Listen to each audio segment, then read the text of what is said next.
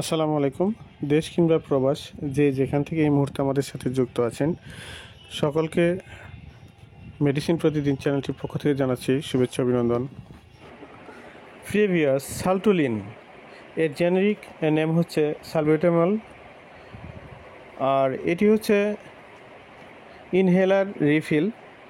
প্রিয় ভিউয়ার্স, এই রিফিলটি 200 পাপস, এটির বাজার খুচরা মূল্য হচ্ছে 220 টাকা। প্রিয় ভিউয়ার্স, এই ওষুধটি বাজারজাত করছে বাংলাদেশের স্বনামধন্য ওষুধ প্রস্তুতকারী প্রতিষ্ঠান স্কোয়ার ফার্মাসিউটিক্যালস লিমিটেড। প্রিয় ভিউয়ার্স, আপনারা যারা প্রতিনিয়ত আমাদের রিভিউগুলি দেখে থাকেন, মেডিসিন রিভিউগুলি দেখে থাকেন, এখনও যারা সাবস্ক্রাইব করেননি, আশা করছি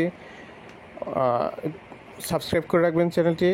আর ইতিমধ্যে যারা সাবস্ক্রাইব করে রেখেছেন তাদেরকে অসংখ্য ধন্যবাদ।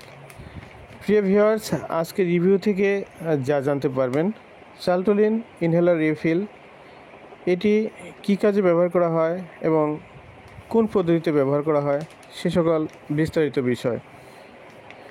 প্রিয় ভিউয়ার্স, সালটুলিন রিফিল প্রতিবার ব্যবহারের পূর্বে ক্যাপ খুলে ভালোভাবে জাকিয়ে নিন।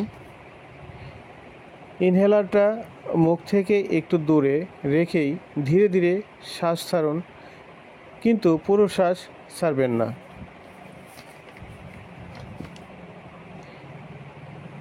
এক্সপিরেটরের মুখ নিজের ঠোঁট দিয়ে ভালোভাবে ধরুন, যেন কোনো ফাঁকা না থাকে। মুখ দিয়ে শ্বাস ভিতর নিতে কনস্ট্রেটরে চাপ দিন। মুখ থেকে ইনহেলারটা সরিয়ে নিন এবং 10 সেকেন্ড বা ততটুকু সম্ভব শ্বাস বন্ধ রাখুন, পরে ধীরে ধীরে শ্বাস ফেলুন। দ্বিতীয়বার ইনহেলারের প্রয়োজন হলে কমপক্ষে 1 মিনিট অপেক্ষা করুন এবং একই পদ্ধতিতে আবার ব্যবহার করুন। ব্যবহারের পর ক্যাপ খুলে এক্সপিরেটরের মুখ বন্ধ রাখুন।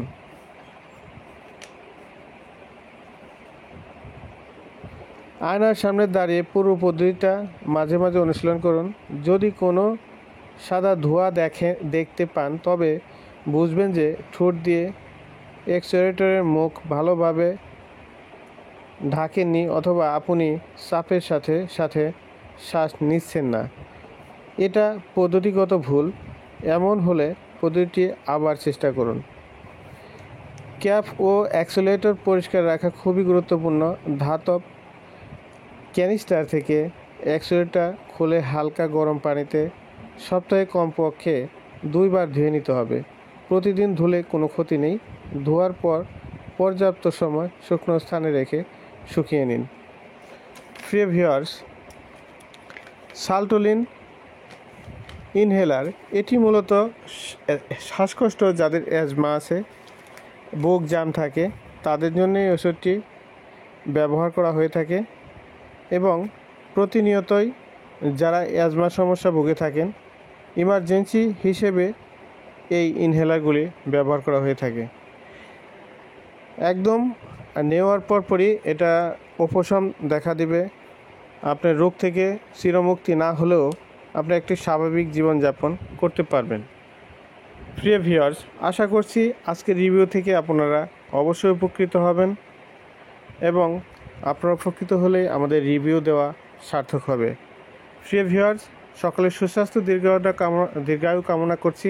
পরবর্তী রিভিউ পর্যন্ত সকলেই সুস্থ থাকবেন, ভালো থাকবেন। আল্লাহ হাফেজ, ধন্যবাদ।